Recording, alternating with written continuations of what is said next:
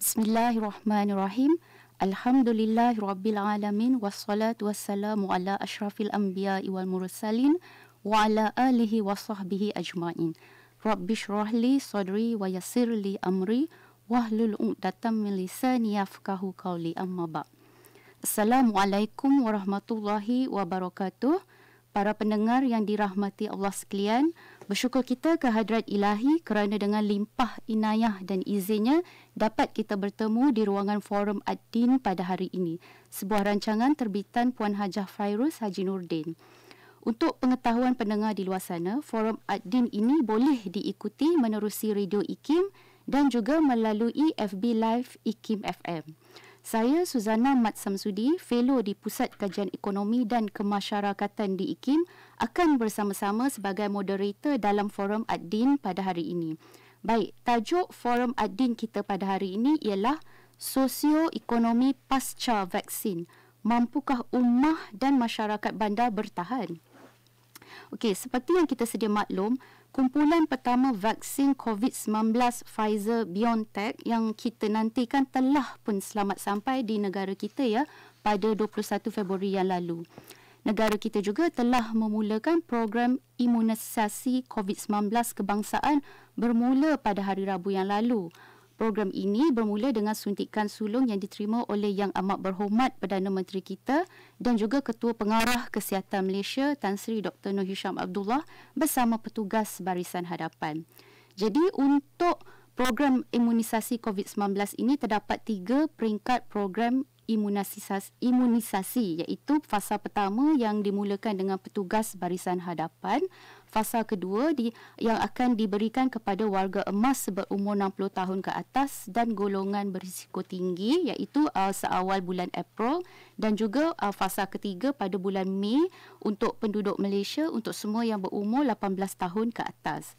Jadi sesuai dengan topik forum kita pada hari ini yang membicarakan sosioekonomi pasca vaksin, kita bertuah kerana ditemani oleh 2 orang ahli panel istimewa yang diundang khas ke Forum Ad-Din hari ini, iaitu yang pertama Dr. Azmizam Abdul Rashid yang merupakan Timbalan Ketua Eksekutif Urbanis Malaysia, dan juga Dr. Muhammad Afzanizam Abdul Rashid yang merupakan Ketua Ekonomi di Bank Islam Malaysia Berhad.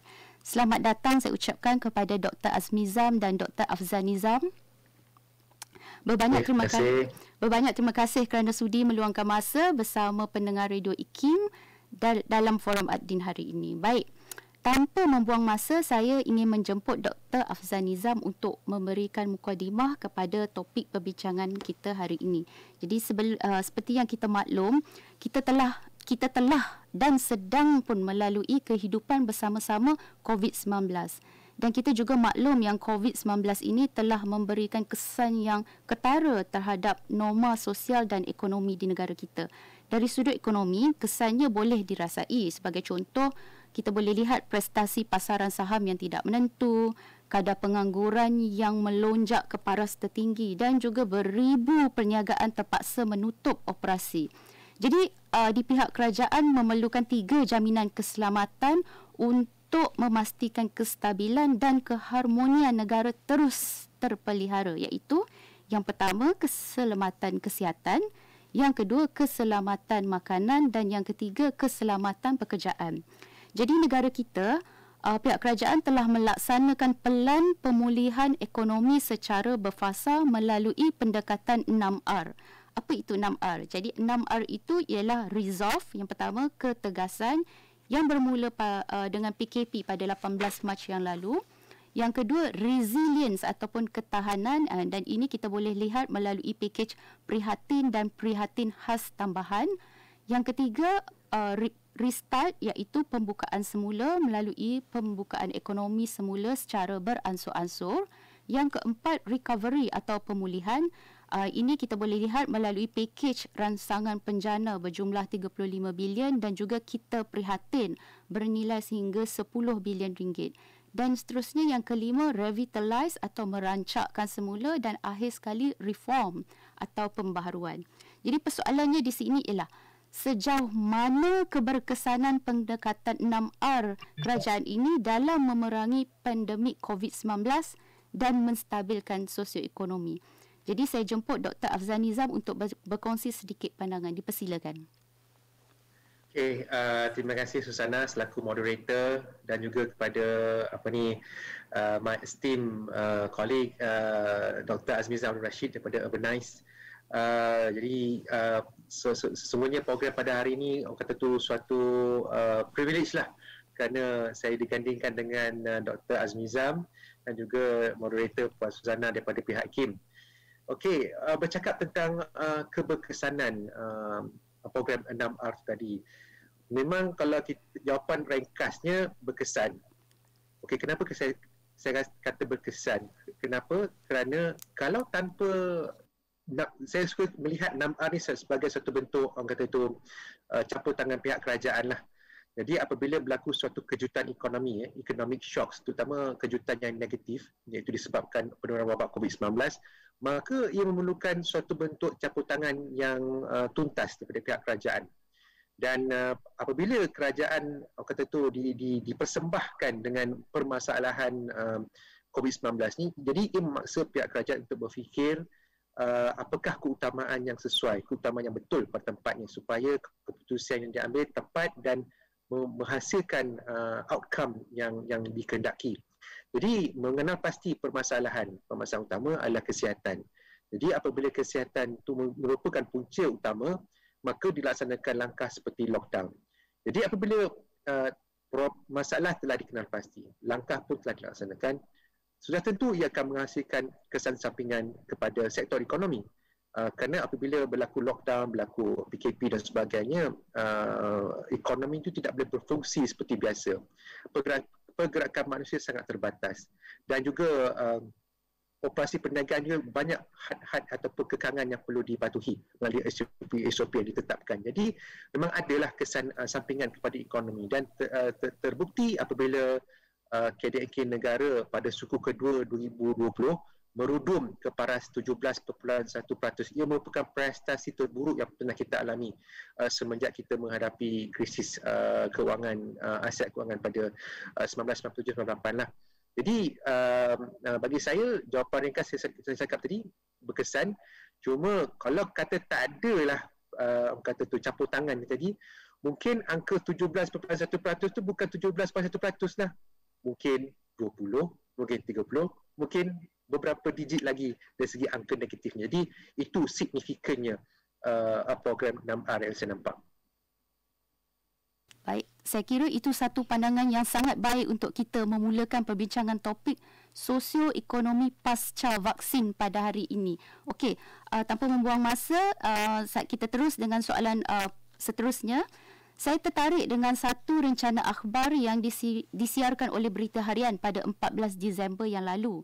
Jadi artikel ini bertajuk Model Ekonomi Donat Daya Tahan Bandar Pasca COVID. Jadi untuk penjelasan tentang model ekonomi donat ini, saya ingin menjemput ahli panel seterusnya untuk berkongsikan maklumat kepada para pendengar. Jadi boleh Dr. Azmizam jelaskan apakah sebenarnya yang dikatakan model ekonomi donat ini dan apakah model ekonomi donat ini sesuai diaplikasi bagi menangani kesan COVID-19 di Malaysia. Dipersilakan. Saya sebenarnya terima kasih Puan Suzana dan kepada Dr. Hafzah sebab saya sebenarnya tertarik dengan menulis artikel ni adalah kerana pada tahun lepas Urbanize dan pihak KPKT, Kementerian Perumahan dan Kajian Tempatan telah menganjurkan satu forum, Malaysia Urban Forum yang berlangsung pada 28 hingga 30 September dan salah satu ahli panel ni adalah Tan Sri Dr. Jamilah Mahmud, penasihat kepada Perdana Menteri tentang kesihatan awal. Salah satu topik yang dibincangkan yang menarik perhatian saya ialah mengenai model donat ekonomi. Penerangannya sangat ringkas, tapi saya rasa saya want to explore more. That's why I bincang dengan Dr. Afzal. Kenapa kita tak tulis artikel ni nak war-war kepada masyarakat apa itu donat, ekonomi donat. Dan bila saya baca explore tentang ekonomi donat ni, saya cari dalam internet, jurnal, dia sebenarnya telah diterbitkan pada sejak tahun 2017 oleh seorang pakar ekonomi, itu Dr. Kate Rathworth dari Institut Perubahan Alam Sekitar, University of Oxford, United Kingdom.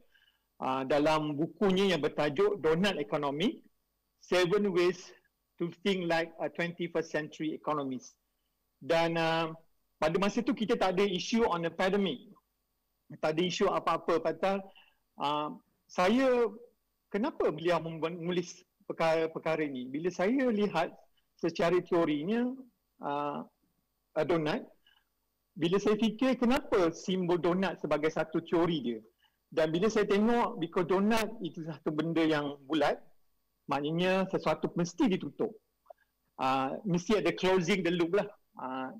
Benda yang ada sesuatu tu mesti ditutup, ada tuan dia kena closing, kena tutup lah, dia kena habiskan sesuatu perkara isu tu lah dengan tidak ada kesinambungan. Dan bila perkara tu berlaku dan dia melihat secara dalam konteks nasional, kesejahteraan sebuah negara tu hampir tidak akan tahu kesejahteraan sebuah negara itu berdasarkan kepada ukuran pendapatan negara. Dan Dr. Kane telah membuktikan bahawa pengukuran ekonomi itu bukan kepada fizikal.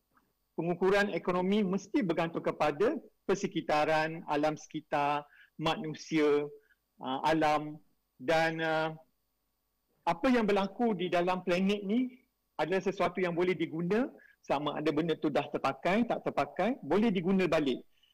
So seolah bila saya tengok, saya kait pula dengan teori circular economy, dia ada kaitan. Circular economy sesuatu yang bulat jugalah. Maknanya benda tu suatu perubahan yang berlaku tapi dalam bentuk yang lain. Dan konsep donut economy melalui perubahan yang amat besar. Pada tahun, kebetulan pada tahun bulan September, pada bulan April tahun 2020, Dr. Kane telah membesarkan lagi teori ini. Dia kaitkan bagaimana teori ini boleh dikaitkan dengan perbandaran. Dan kebetulan masa itu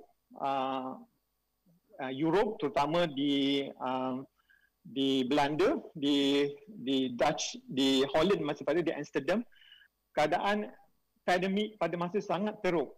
Dan bagaimana ekonomi pada masa itu memberi perubahan yang besar kepada ekonomi di Amsterdam dan dengan di bandar-bandar di Holland lah. Dan beliau menggunakan teori ini dalam dalam skala perbandaran.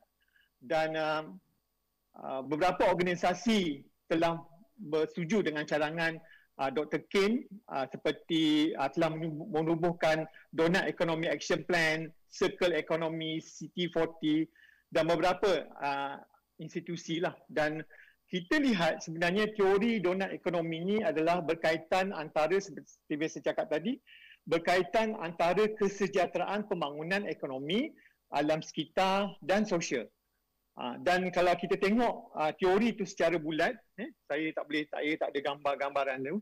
Di luar donut itu adalah keadaan yang berlaku secara fizikal, dan di dalam tu adalah berkaitan dengan alam sekitar, tentang alam, hutan, sungai, apa-apa yang berkaitan dengan alam sekitar lah.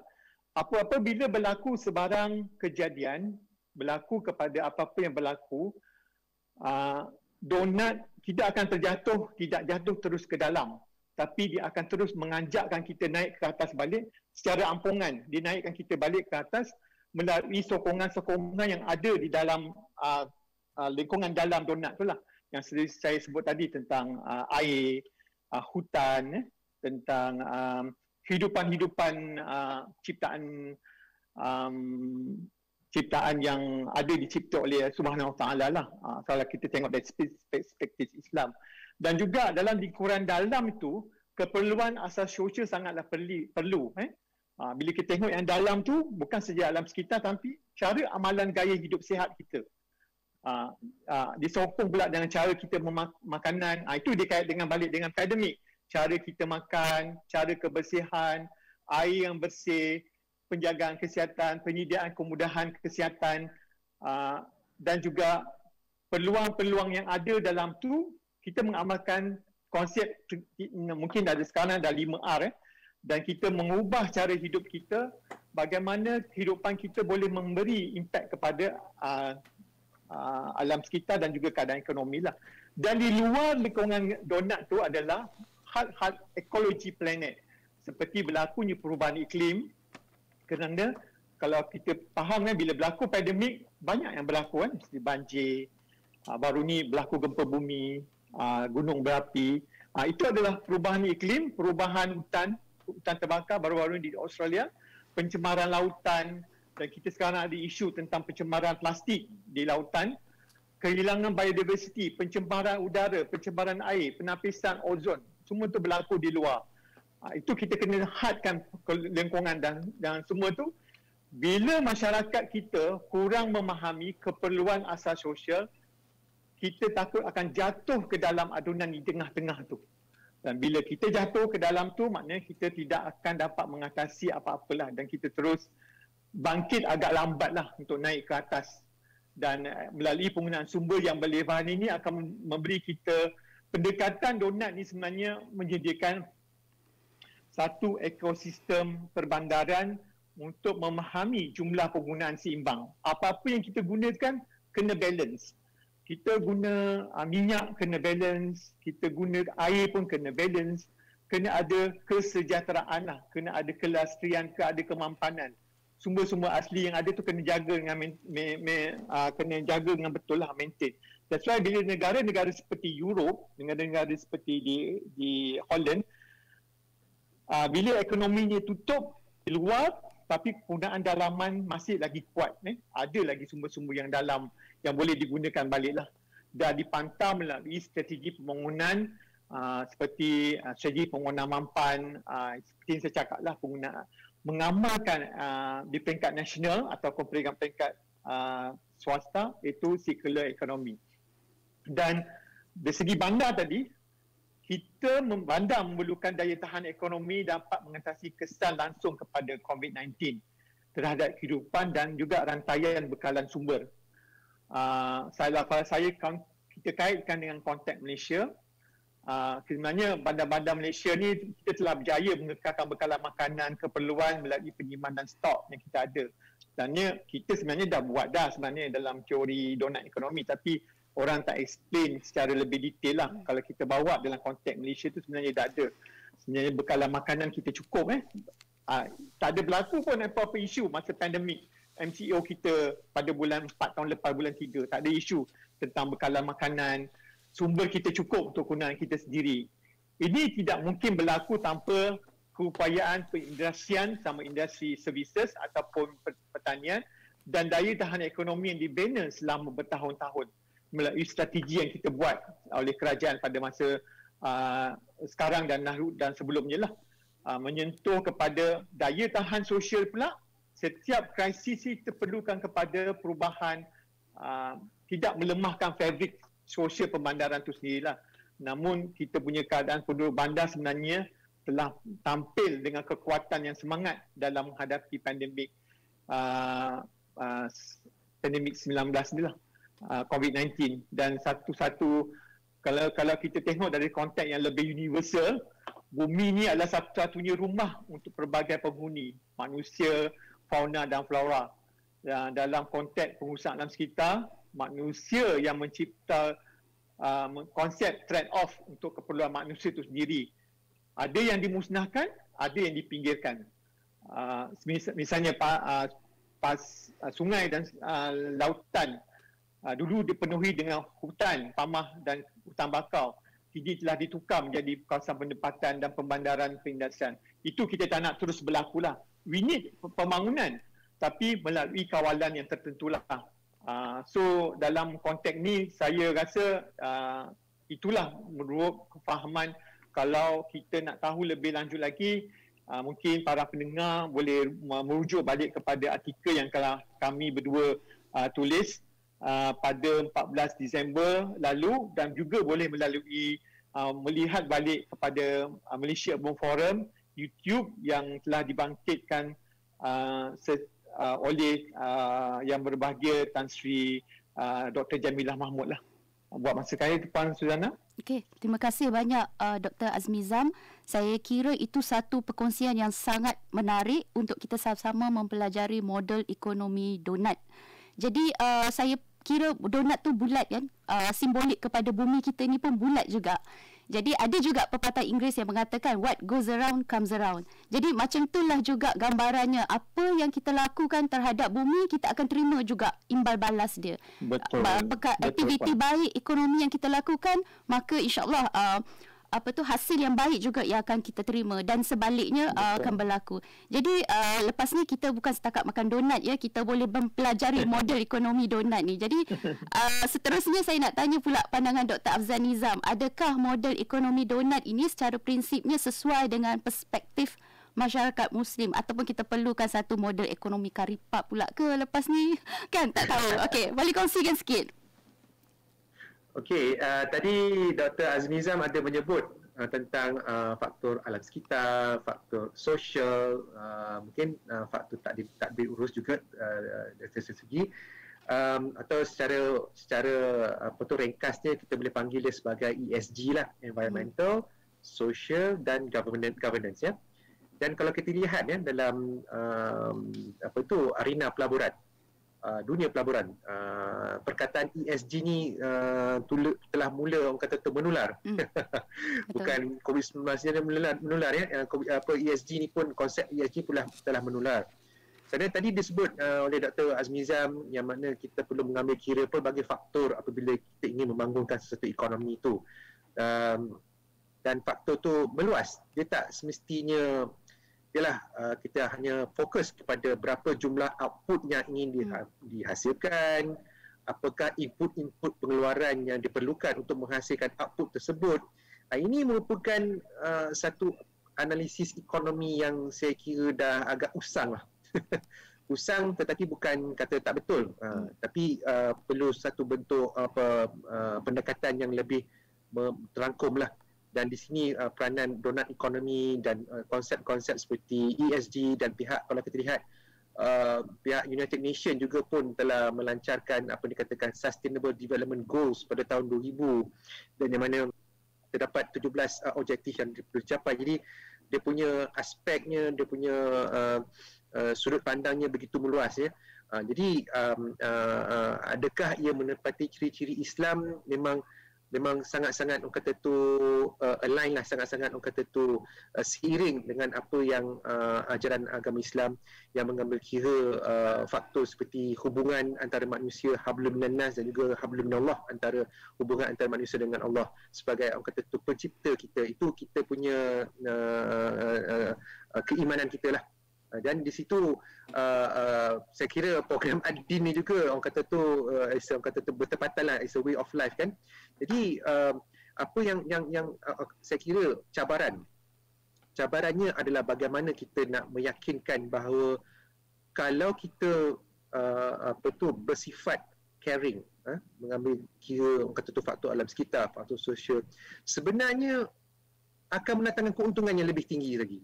Ataupun kalau dalam dunia pelaburan, dia boleh menjana suatu pulangan pelaburan yang lebih tinggi lagi. Saya kira itu suatu cabaran sebenarnya. Kerana apabila kita cakap benda perkara macam ni, mungkin bagi yang tak biasa akan kata, alamak, ni macam motherhood statement je. Kan? Tetapi kalau ikut kajian macam ESG ni tadi, saya pernah terjumpa kajian berkenaan pelaburan ESG ni dari segi prestasinya. Memang kalau dari segi sudut pembentukan satu portfolio pelaburan tu kalau konsep portfolio ni sebenarnya lagi banyak kita mempelbagaikan aset tu, semakin rendah risikonya dan semakin baik pula prestasi pelaburannya. Dan disebabkan ESG ni pula dimensi untuk mempelbagaikan portfolio tersebut agak dilihat terhad.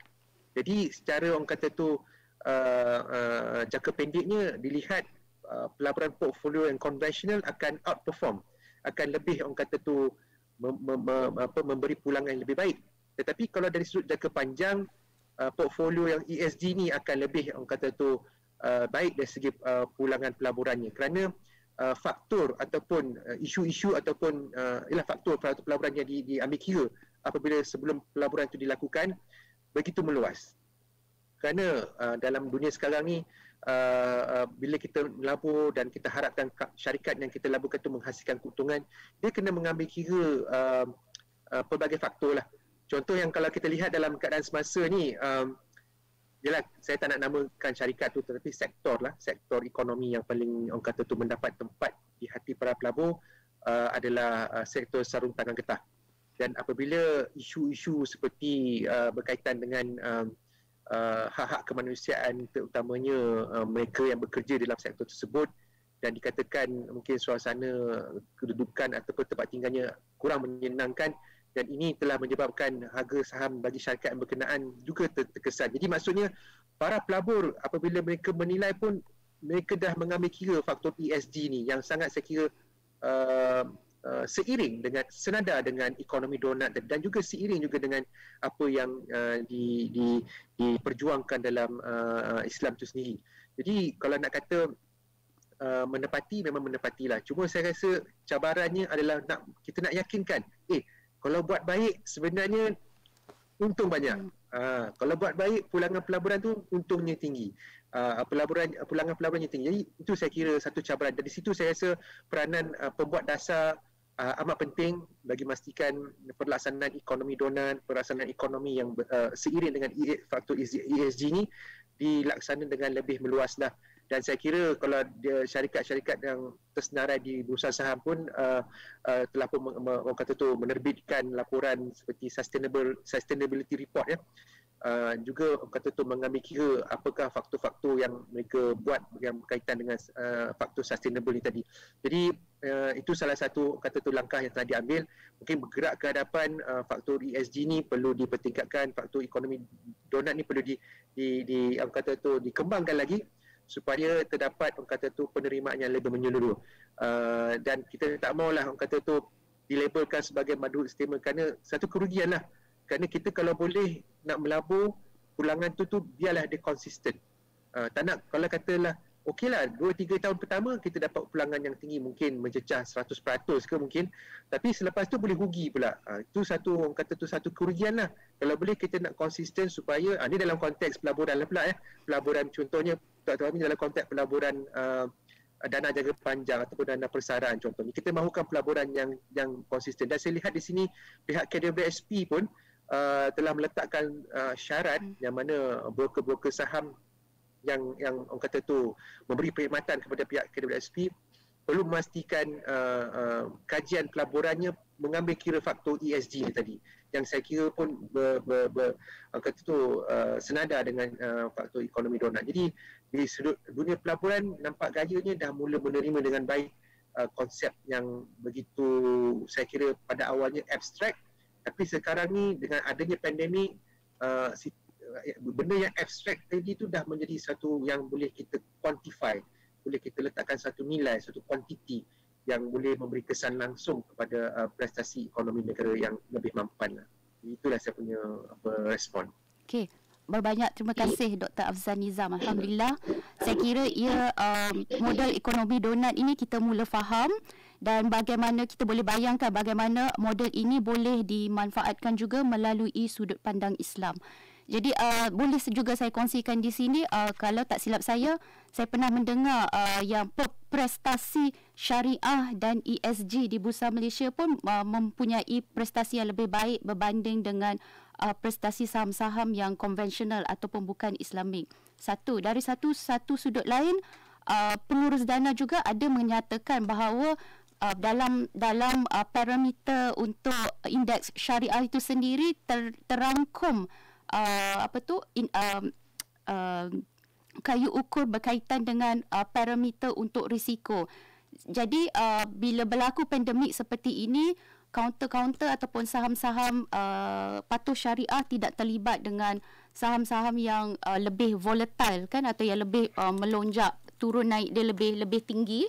Dan ini termasuk contohnya kaunter-kaunter perjudian contohnya. Jadi dari satu sudut memang kalau ekonomi sangat baik, dalam keadaan ekonomi baik, mungkin prestasi saham yang konvensional atau bukan Islamik boleh jadi lebih baik daripada saham Islamik. Tapi lihat pula dari satu sudut pengurusan risiko.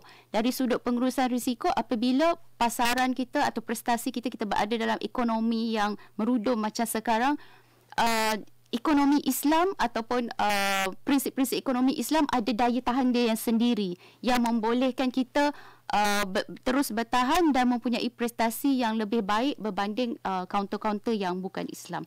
Allahuaklam. Okey, masa tidak banyak. Dengan masa yang berbaki ini, mari kita terus ke persoalan seterusnya, yang itu juga persoalan terakhir untuk topik dalam forum ad-din kita pada hari ini.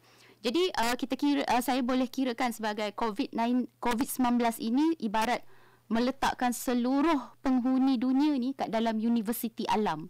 Universiti alam di sini bermaksud dunia sedang dalam proses untuk mempelajari kehidupan sebenar, realiti kehidupan sebenar bersama COVID-19, baik dari aspek sosial maupun ekonomi. Jadi COVID-19 ni seolah-olah ibarat guru dan kita semua ni mempelajari alam ini sebagai universiti. Jadi dengan kehadiran vaksin di negara kita, ini tidak bermakna COVID-19 ini telah berakhir. Norma baharu perlu terus dibudayakan walaupun dalam situasi pasca vaksin. Jadi SOP pun harus terus diamalkan. Jadi di sini mungkin para pendengar kita pasti tertanya-tanya. Jadi apakah jangkaan atau senario ekonomi selepas kehadiran vaksin dan bagaimana kita boleh bersedia untuk mengambil peluang ataupun mendepani cabaran ekonomi akan datang. Jadi saya jemput pakar kewangan dan pelaburan kita, ahli panel kita Dr. Afzan Nizam untuk meneruskan perkongsian tadi. Dipersilakan. Okey, terima kasih Suzana.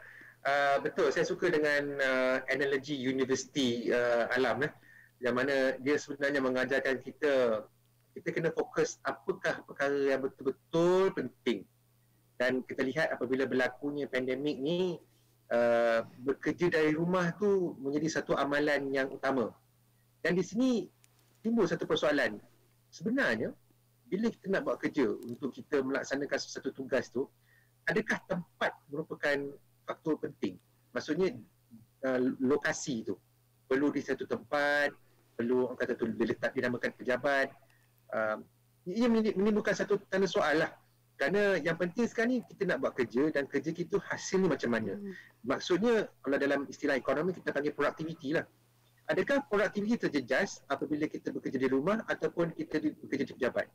Itu satu persoalan yang sangat menarik yang perlu difikirkan. Dan apabila berlaku pandemik ni, dia konsep tu tak ada pilihan, kena diadaptasikan. Terutamanya dia bagi bentuk-bentuk kerja yang boleh dilakukan di rumah. Mungkin tak semualah. Macam kami di Bank Islam ni, mungkin bagi mereka yang bekerja di bahagian IT, mereka terpaksa berada di pejabat lah. Tapi beberapa jabatan ataupun bahagian seperti kami, pendidikan ekonomi dan bahagian keuangan dan juga bahagian pengurusan risiko, yang saya dengar rata-ratanya boleh bekerja dari rumah. Dan kami sendiri pun kalau dari segi mesyuarat lembaga pengarah pun dijalankan atas talian. Jadi keputusan penting-penting boleh dilakukan di mana-mana saja. Yang penting ada sistem keselamatan dan sebagainya supaya maklumat tidak bocor dan sebagainya lah. Itu antara faktor-faktor ataupun isu-isu berkaitan logistik yang perlu diambil kira. Jadi maksudnya bila berlaku pandemik ini, dia memaksa kita memikirkan apa yang penting sebenarnya, apa yang kita perlukan. Dan dia merangkumi pelbagai sektor, pelbagai perkara. Tadi saya sebut work from home lah. Maksudnya dia akan bagi kesan kepada sektor hartanah, terutamanya dari segi ruangan pejabat. Mungkin dari segi sektor hartanah dilihat macam terjejas, tapi jangan lupa sektor hartanah ni ada banyak pecahan. Sektor hartanah yang utama sebenarnya ada kediaman. Jadi kalau kita katakan faktor geografi itu tidak menjadi isu untuk bekerja, maksudnya sektor hartanah kediaman mungkin mendapat manfaat. Maksudnya mereka yang duduk di mana-mana saja, maksudnya tidak kira geografi, boleh saja orang kata tu didiami. Maksudnya mungkin mereka duduk di, mungkinlah kerja di Melaka, maksudnya rumah di Melaka tapi sebenarnya berpusat di Kuala Lumpur. Tapi disebabkan kerja tu boleh dilakukan atas talian, jadi faktor rumah duduk di mana tu tak menjadi isu. Jadi mungkin itu akan meningkatkan permintaan hartanah kediaman di luar kawasan bandar. Jadi ini merupakan kesan positif daripada dari sudut kesan pandemik ni lah. Dan kemudian disebabkan kita ni berada dalam universiti, universiti alam ni, maksudnya kalau sektor pendidikan pula, Jadi kita kena lihat sektor pendidikan ni macam mana. Isu yang kita risau untuk sektor pendidikan ni adalah keciciran pelajaran. Terutamanya bagi mereka yang golongan rentan lah, mereka duduk di bawah bandar dan sebagainya. Jadi maksudnya apa yang penting? Yang penting capaian. Maksudnya dari segi digital lah, capaian data, kelajuan data dan juga peranti. Perkara ni perlu diselesaikan secara tuntas supaya risiko keciciran pelajaran itu tidak berlaku. Dan kemudian dari sudut silibus pula, saya sendiri ni pengalaman peribadilah, ada anak yang tingkat darjah 3 kan, bila saya tengok pelajaran matematiknya tu berat ni, saya tengok banyak sangat kan. Maksudnya kalau katakanlah situasi tu bukan pandemik, mungkin silibus yang sedia ada tu boleh dilaksanakan dengan baik. Tetapi kalau dah berlaku pandemik dan kita perlu betul embrace ataupun meniru pakai norma baru, jawabnya silibus yang ada ni mungkin saya kira perlu dilihat semula, perlu disemak semula supaya sekali lagi apa yang penting sebenarnya. So kalau contoh subjek matematik ni apa yang penting? Yang penting yang saya nampak boleh melakukan 4 operasi tadi kan. Tambah, tolak, bahagi dan darab. Jadi nak mencapai objektif tu mungkin beberapa yang saya nampak ni pendapat saya sendiri lah. Mungkin beberapa silibus tu perlu disemak semula supaya dia tak terlampau cram, tak terlampau padat. Kerana masa yang kita ada melalui talian ni agak terhad dan kita bercakap dengan budak-budak pula. Jadi dia punya attention span tu sangat pendek. Jadi itu perlu diselaraskan, perlu diperbaiki supaya risiko keciciran pelajaran tidak berlaku. Jadi saya kira bila berlaku pandemik ni, kalau orang putih kata it's a blessing in disguise. Ya, maksudnya ada sebab lah, ada hikmah akibat berlaku bala ataupun bencana yang dihadapi ni. Jadi menyebabkan kita perlu berfikir apakah yang penting sebenarnya. Adakah kita pentingkan dari segi bentuk fizikal ke ataupun dia punya niatnya tu, dia punya rohnya tu. Jadi itulah yang saya dapat rungkaikanlah ataupun belajar daripada COVID-19 ni. Okey. Alright. Di sini, terima kasih doktor. Kita maklum bahawa senario selepas kehadiran vaksin ini boleh memberikan impak dari satu sudut cara kita bekerja. Dari satu sudut lagi mungkin cara kita memperolehi ilmu. Jadi ini semua akan memberikan kita merenung diri kita sendiri, bagaimana cara kita bekerja, bagaimana cara kita belajar sebelum ini dan bagaimana Universiti Alam ini boleh membantu kita untuk berfikir bagaimana kita nak meningkatkan produktiviti, dan ini memang semestinya sangat berkait dengan ekonomi. Jadi kat sini insya-Allah kalau kita merenung, kita melalui proses pembelajaran melalui COVID-19 ini diharapnya akan berlaku satu transformasi dalam aspek pasaran buruh kita. Contohnya bila kita bercakap tentang knowledge based economy atau ekonomi berasaskan pengetahuan. Jadi cara kita bekerja sebelum ini, cara kita memperolehi ilmu boleh membantu kita untuk memperbaiki proses yang kita lalui sebelum ni, bagaimana proses yang kita jalankan, bagaimana aktiviti yang kita lakukan untuk kita mencapai ke satu tahap yang lebih baik lagi, to the next level. Okey. Kita dah dengar pandangan daripada Dr. Afzal Nizam. So kita nak dengar pula bagaimana Dr. Azmi Nizam punya pandangan berkaitan dengan jangkaan atau senario sosioekonomi pasca vaksin di Malaysia. Bagaimana khususnya masyarakat bandar mampu untuk terus berdaya tahan. Dipersilakan. Saya nak balik kepada satu artikel yang dibuat pada bulan April tahun 2020 lah. Itu the magazine The Economist. Ada satu gambar depan dia, gambar bumi tapi dia tulis close. Earth is closed. Tapi sekarang ni dia kata Earth tu dah open lah. So pada pandangan saya, jutaan manusia di seluruh dunia telah mula dan akan menerima suntikan vaksin COVID-19. Mungkin penerima vaksin yang dijangka imun terhadap jadikan bermula pada hari ke-7 selepas suntikan, susulan kedua akan diterima. Dan kita tengok kesan sambingan ni bukanlah satu indikator mutlak untuk dia selamat. Sebaliknya memberi satu isyarat sistem imun tubuh sedang berfungsi dan bertindak balas terhadap suntikan yang diterima.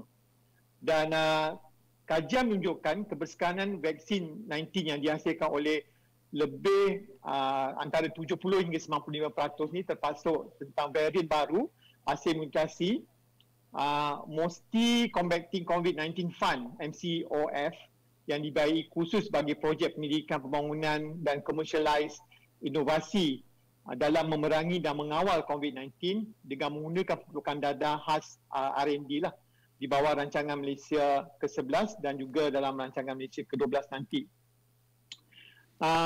Kalau kita tengok dengan penularan wabak COVID-19 di Malaysia sejak bermula pada ujung Januari tu, kita dah nampak kesan dia, dah nampak, dan terus kita melaksanakan Perintah Kawalan Pergerakan PKP pada 18 Mac tahun lalu hinggalah kini, dan memberi kesan dan cabaran yang cukup kuat kepada ekosistem pentadbiran dan sosio-ekonomi negara lah. Realitinya, jutaan manusia seperti mana dimaklumkan tadi oleh Dr. Hafzah, menjadi jutaan manusia bukan di Malaysia saja dan juga serata dunia, orang menjadi miskin akibat pandemik 19. Semalam saya ada buat webinar dengan Datuk Dr. Berlin Burma daripada Suhakam dan juga mantan Profesor Ekonomi UC Kebangsaan Malaysia. Dia telah menggunakan satu definisi baru, definisi miskin baharu. Dan kalau kita tengok kesan pandemik ni memberi kesan kepada orang yang di bawah B40, kesan pandemik ni akan memberi bukan lagi kepada N40, dah jadi M50. Tu kita kena tanya Dr. Burma kemudian lah. Dan jumlah mereka yang menganggur pada tahun lepas meningkat hampir kepada 800,000 atau bersamaan 4.8%. Dan KDNK kita pun menguncup kepada 56% pada tahun 2020. Ini memberi kesan yang negatif yang besar kepada kedudukan ekonomi negara lah. Dan melalui pelaksanaan PKP, kawalan pergerakan yang dilaksanakan pada tahun Mac tahun lalu, kita hampir rugi kepada 2.4 bilion sehari dan kerugian 300 juta ketika PKPB. Sektor pelancongan pun teruk terjejas lah. Melalui situasi ini, perlu tindakan yang tuntas menerusi PKP. Melalui sekarang ni kita dah ada program imunisasi kebangsaan yang telah dibuat pada ucapan Perdana Menteri ketika bajet 2021. Satu kaedah berkesan yang dirancang oleh kerajaan untuk memastikan rakyat mewujudkan imuniti kelompok sekaligus membolehkan ekonomi negara kembali pulih melalui melancarkan program imunisasi kebangsaan tadilah. Bagi Malaysia, Bank Dunia telah meramalkan ekonomi negara akan kembali berkembang pada kadar 6.7% pada akhir tahun ini dan tertakluk kepada kelancaran pelaksanaan program imunisasi dan peningkatan ekspor negara. Bila ekonomi, pintu kita telah dibuka untuk pelaburan masuk, insya-Allah ekonomi kita akan kembali pulih. Dan ramalan ini mungkin akan menjadi realiti dan mungkin menunjukkan kejayaan pelaksanaan program imunisasi kebangsaan supaya negara kita bebas dari COVID-19 dan memberi satu tarikanlah kepada pelabur asing untuk terus melabur kepada negara kita dan merancangkan kembali ekonomi negara. Dan saya optimis bahawa program vaksin kebangsaan ini akan mencepatkan usaha merancangkan kembali ekonomi negara, khususnya ekonomi domestik akibat terkesan pandemik tersebutlah. Kalau dulu pada awal kemunculan wabak, kita hanya bergantung kepada pencegahan dengan cara penjarakan fizikal dan kawalan pergerakan sahaja. Tetapi melalui dengan adanya vaksin, seseolah satu cahaya yang selama ini tunggu-tunggu dapat menyelesaikan penularan COVID-19. Tapi kita perlu ingat, penularan COVID-19 akan bukan satu mengurangkan kesan kepada penularan COVID-19 ini. Dengan cepat sekali mata dia akan hilang. Tidak. Dia akan melalui peringkat-peringkat yang tertentu. Sebelum kita melalui peringkat-peringkat yang tertentu tu, sebelum walaupun imunisasi telah kita buat, tapi perkara-perkara SOP tetap kita kekalkan. masih kita buatkan juga tentang penjarakan sosial, SOP perlu diperketatkan, dan juga saya baru saja habis tadi pembentangan dengan pihak Reda Institute tentang bagaimana keadaan bandar masa depan akan datang pada tahun 2020, pada tahun 2030, tahun 2050, bagaimana keadaan negara kita, bandar kita pada 10 tahun, 20 tahun akan datang. Apa pandemik baru yang akan masuk ke negara kita? Kita perlu bersedia daripada sekarang lah. Itu melalui tentang reka bentuk bandar kita tu perlu lebih menyuruh bagaimana ia bertahan kepada isu-isu pandemik. Seperti yang saya bangkit tadi semasa pembentangan tadi, kita sekarang begitu mewar-warkan tentang transit oriental development. Maknanya setiap stesen MRT tu kena ada ada kawasan perumahan, ada perkedaian. Setiap kawasan transit MRT ke LRT kena ada satu konsep perumahan, perkedaian. Tapi sekarang kita kena fikir juga tentang kemudahan kesihatan, facility oriental development. Kena ada kemudahan hospital yang perlu kita adalah sebelum kita betul-betul untuk menghapuskan penularan COVID-19 ni. Dan kita perlu fikir sekarang macam mana kita nak design, nak reka balik kita punya alam bina, reka bentuk bandar kita pada masa akan datang untuk menghadapi pandemik. Tadi saya share tadi dengan peserta tentang bagaimana hospital boleh menjadi transit development oriental. Bagaimana kemudahan hospital tu untuk mudah kita berulang-alik. Dan juga kita menganggap bahawa dulu orang begitu takut sekarang nak naik public transport sebab kepadatan memberi peranan kepada penularan pandemik. Dan saya menggalakkanlah seperti mana yang dibuat oleh negara luar, seperti saya cakap tadi tentang donat ekonomi mengenai faktor-faktor tentang urban mobility, pergerakan perbandaran tu, tentang e-mobility, penggunaan kenderaan seperti basikal, skuter tu kita kena galakkan di kawasan bandar kita supaya kita tidak tidaklah menghalang orang menggunakan public transport, tapi alternatif yang kedua perlu juga kita galakkan seperti penggunaan basikal, skuter sebab kita tak nak menganggap kemudahan menggunakan basikal itu sebagai satu rekreasi atau untuk kesihatan, tapi salah satu kemudahan pengangkutan yang perlu di bandar untuk masa hadapan. Dan bukan kita nak satu perubahan bandar masa depan tu terlalu canggih, terlalu perlu ada tak ada lagi kenderaan elektrik, penggunaan jalan masih guna, tapi kita nak menggunakan katalah teknologi yang terlalu tinggi, terlalu mahal ialah penggunaan taksi drone. Itu terlalu mahal. Apa kita guna balik penggunaan pengangkutan yang lebih murah, iaitu tentang basikal, tapi melalui garis panduan guideline yang telah diluluskan, yang ada kebenaran daripada pihak berkuasa untuk demi menjaga keselamatan para pengguna basikal.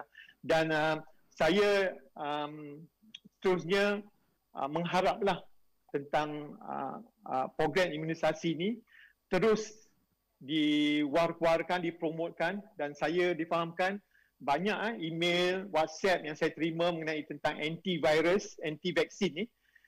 Dan saya mengharapkan perkara-perkara ni janganlah diwar-warkan sangat. Sebab kita perlu kepada vaksin ni supaya negara kita kembali pulih seperti sedia kala. Di samping juga kita perlu mengamalkan gaya hidup yang lebih sihat lah, tentang kebersihan, tentang penjagaan kesihatan, perlu mengamalkanlah sepertinya Puan Suzana cakap tadi, COVID-19 itu dah hidup dalam keadaan kita, bersama kita. So kita perlu menjaga kebersihan, memakai penutup muka, penjarakan sosial perlu adalah supaya bukan kita bergantung kepada vaksin. Dan melalui vaksin ni saya menganggap ialah satu cahaya yang selama ini yang kita tunggu-tunggu, kerana ialah satu cara yang dapat menyelesaikan penularan COVID-19. Itu sajalah pada pandangan saya, Puan Suzana. Okey. Terima kasih Dr. Azmizam atas perkongsian yang saya kira juga sangat menarik. Dalam hal ini, masyarakat bandar boleh mengambil langkah proaktif dalam mendepani senario selepas kehadiran vaksin dengan sama-sama mengambil manfaat rangsangan ekonomi yang telah disediakan oleh pihak kerajaan. Ini untuk membantu kita mengelakkan isu-isu miskin bandar, isu-isu asnaf bandar, dan yang terutama sekali sebelum kita memulakan mengambil manfaat rangsangan ekonomi, kita perlu memulakan dengan diri kita sendiri dulu untuk berfikiran lebih rasional, berfikiran lebih terbuka, berfikiran kepada isu maslahah terhadap isu vaksin ni, sama ada kita nak ambil vaksin atau tidak. Jadi mungkin saya kira sebenarnya ambil vaksin ni pun dah boleh sampai ke satu tahap macam fardu kifayah sebenarnya. Sebab bila kita ambil, kita bukan sahaja menjaga diri kita, tapi kita menjaga orang-orang di sekeliling kita untuk kita sama-sama membentuk immuniti kelompok seperti yang dimaklumkan oleh Dr. Azmizam tadi. Okey. Kita tak ada banyak masa lagi. Satu perkongsian menarik, mungkin kita boleh sambung lagi forum Ad-Din ni pada masa akan datang. Tapi apapun, alhamdulillah sampai kita ke penghujung rancangan forum Ad-Din pada hari ini.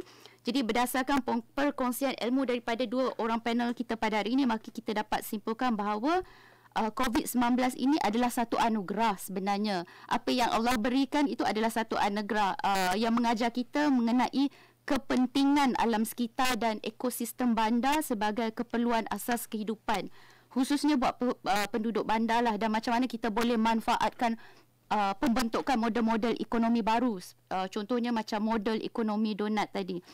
Dan sosioekonomi pasca vaksin ni juga boleh kita manfaatkan seperti perkongsian Dr. Afzal Nizam melalui bagaimana kita memperbaiki proses pekerjaan kita, proses pembelajaran kita, dan bagaimana kita mengukuhkan rangkaian sosial kita, cara kita bergerak, cara kita berhubung, cara kita berkomunikasi, yang akhirnya menghasilkan satu natijah, dan natijah dia ialah untuk kita menghasilkan sebuah perbandaran, sebuah kota bandar, dan yang bersama-sama dalam perbandaran itu ialah ummah yang sejahtera dan lestari, insyaAllah.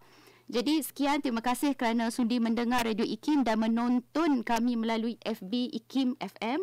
Terima kasih sekali lagi kepada dua orang ahli panel kita atas kesudian berkongsi ilmu dan memberi pencerahan kepada topik kita hari ini, iaitu sosioekonomi pasca vaksin, mampukah ummah dan masyarakat bandar bertahan. Semoga bermanfaat. Wabillahi taufiq wal hidayah. Wassalamualaikum warahmatullahi wabarakatuh.